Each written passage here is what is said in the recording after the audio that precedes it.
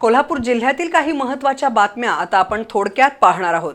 त्यासाठी आता पाहूया संक्षिप्त बातम्या अर्थात फास्ट न्यूज। भुदरगड तालुक्यातील जकीनपेठ परिसरात गावठी हातभट्टीची दारू तयार केली जात असल्याची माहिती भुदरगड पोलिसांना मिळाली।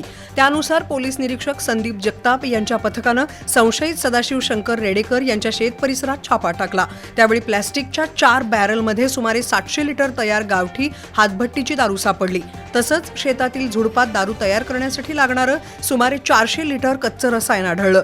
70,000 रुपयांची तयार दारू आणि 28,000 रुपयांचं रसायन असा एकूण 98,000 रुपयांचा मुद्देमाल जप्त करण्यात आला। तर सदाशिव रेडेकर याच्या विरुद्ध गुन्हा दाखल झालाय।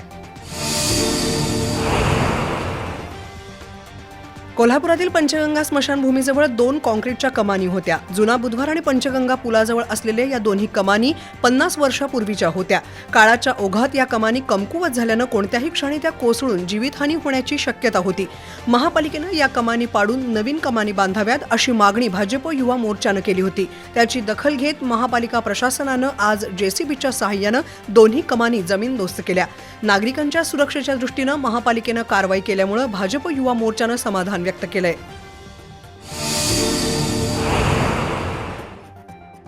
इंस्टाग्रामवरील एका व्हिडिओवर आक्षेपार्ह कमेंट केल्यामुळे इचलकरंजीतील संतप्त मुस्लिम बांधवांनी बुधवारी रात्री गावभाग पोलीस ठाणे गाठलं।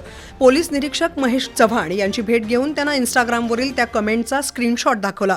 त्यानंतर चव्हाण यांनी त्या संशयिताला अटक करण्याचं आश्वासन दिलं। मात्र तरीही मुस्लिम समाजाचे अनेक नागरिक पोलीस ठाणे परिसरात थांबून होते। त्यातून तणावाचं वातावरण निर्माण झालं होतं। दरम्यान पोलिसांनी तातडीनं तपास करून मध्यरात्रीनंतर शाहूवाडी तालुक्यातील चरण इथं राहणाऱ्या सूरज पाटील याच्या विरोधात धार्मिक भावना दुखावल्याचा गुन्हा दाखल केलाय।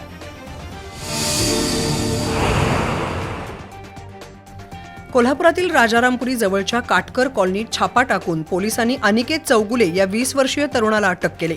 त्याच्याकडून 2.5 किलो वजनाचा गांजा जप्त केला होता। या प्रकरणाची सखोल चौकशी केल्यानंतर शाहू नगरमधील सुनीता चौगुले आणि दौलतनगरातील स्नेहल चौगुले या दोघी महिला गांजा खरेदी विक्रीसाठी अनिकेतला पैसे देत असल्याचं निष्पन्न झालं। त्यानंतर राजारामपुरी पोलिसांनी या दोघींना अटक केली। या घटनेमुळे अंमली पदार्थ तस्करीमध्ये महिलांचाही सहभाग असल्याचं निष्पन्न झालंय।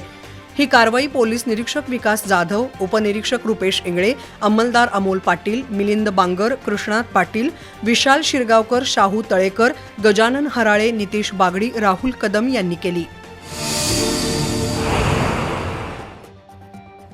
शहापूर इथं राहणारा अक्षय रेणके याचा हॉटेल व्यवसाय आहे। रेणके वारंवार आपल्या पत्नीवर संशय घेऊन भांडण करत होता। हा वाद मिटवण्यासाठी अक्षयचे सासरे संजय माने, सासू काशीबाई माने, चुलत मेहुणा सनी भोसले आणि सागर भिसे हे चौघेजण बुधवारी सायंकाळी कृष्णानगर शहापूर इथं आले होते। त्यावेळी संजय माने आणि काशीबाई यांनी अक्षयला शिवीगाळ करत लाथाबुक्क्यांनी मारहाण केली। तर संतप्त झालेल्या सनी भोसले आणि सागर भिसे यांनी अक्षयच्या हातावर सपासप वार करून गंभीर जखमी केलं। तातडीनं अक्षयला उपचारासाठी आयजीएम रुग्णालयात दाखल केलं। या घटनेची माहिती मिळताच शहापूरचे पोलीस उपनिरीक्षक महावीर कुटे यांनी आयजीएम रुग्णालयात जाऊन जखमी अक्षयकडून माहिती घेतली। तर जखमी अक्षय रेणके विरोधात गुन्हा दाखल करण्याची मागणी करत काही महिला शहापूर पोलीस ठाण्यात जमल्या होत्या। अक्षयबाबत संताप व्यक्त करत या महिलांनी थेट शहापूर पोलीस ठाण्यात ठिय्या मारला। अखेर बुधवारी मध्यरात्रीनंतर चौघांच्या विरोधात गुन्हा दाखल झालाय। जुना राजवाडा पोलिसांनी रेकॉर्डवरील गुन्हेगारांची यादी बनवण्यास सुरुवात केली आहे। यातील मटका आणि जुगारसारखे गुन्हे दाखल असलेल्या भटकर टोळीविरोधात जुना राजवाडा पोलिसांनी हद्दपारीचा प्रस्ताव पोलीस उपअधीक्षक कार्यालयाकडे पाठवला होता। तो अहवाल उपअधीक्षक प्रिया पाटील यांनी अंतिम मंजुरीसाठी पोलीस अधीक्षक निलोत्पल यांच्याकडे पाठवला होता। सखोल चौकशीअंती या टोळीतील 8 जणांवर 6 महिन्यांसाठी हद्दपारीची कारवाई करण्याची परवानगी पोलीस अधीक्षक निलोत्पल यांनी दिली। या टोळीतील कांतीलाल भटकर, विनोद जाधव, शिवाजी शिंदे, प्रथमेश कलकुटकी, अनिकेत अस्वले, अर्शद मोमीन, शैलेश सबनूर यांचा समावेश आहे।